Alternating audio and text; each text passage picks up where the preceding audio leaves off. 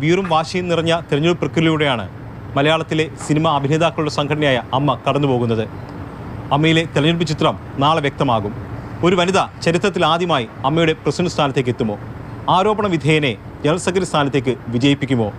ആകാംക്ഷയും ചോദ്യങ്ങളും നിറഞ്ഞതാണ് അമ്മയുടെ തെരഞ്ഞെടുപ്പ് പ്രക്രിയ. പ്രസിഡന്റ് സ്ഥാനത്തേക്ക് മത്സരിക്കാനില്ലെന്ന് ജഗദീഷ് വ്യക്തമാക്കി കഴിഞ്ഞു. എന്നാൽ ദേവൻ പത്രിക പിൻവലിക്കില്ല എന്നാണ് അറിയിച്ചിരിക്കുന്നത്. ആരോപണ വിധേയരെ തോൽപ്പിക്കാനുള്ള അവസരമായിട്ട് ഈ തെരഞ്ഞെടുപ്പിനെ കാണണമെന്ന് ദേവൻ പറയുന്നു. ഞാൻ ശക്തമായി തന്നെ ഉണ്ടാവും.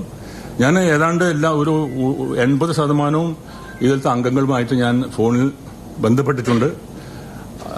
എനിക്ക് കിട്ടിയ റിപ്പോർട്ട് അനുസരിച്ച് അവരെല്ലാവർക്കും താല്പര്യമുണ്ട്.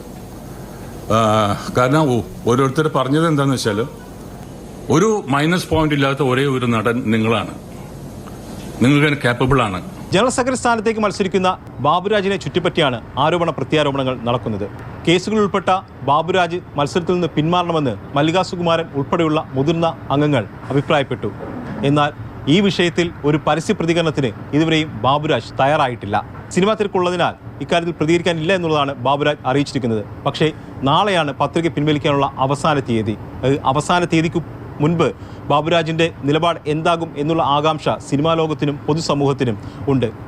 പല ആളുകളുമായി ബന്ധപ്പെടുമ്പോൾ അവരെല്ലാം പറയുന്നത് ഒരു പാനലായിട്ട് ആരും മത്സരിക്കുന്നില്ല എന്നുള്ളതാണ്. വ്യക്തിപരമായിട്ടാണ് എല്ലാവരും പത്രിക നൽകിയിട്ടുള്ളത് എന്നതാണ്. ഒരു പക്ഷേ പത്രിക പിൻവലിക്കാനുള്ള സമയം കഴിഞ്ഞു കഴിഞ്ഞാൽ പാനൽ രൂപപ്പെടാനുള്ള സാധ്യതയും ഉണ്ട്. എന്തായാലും മുൻപെങ്ങും ഇല്ലാത്ത തരത്തിലുള്ള വീറും വാശിയും തെരഞ്ഞെടുപ്പിന് വന്നു കഴിഞ്ഞു.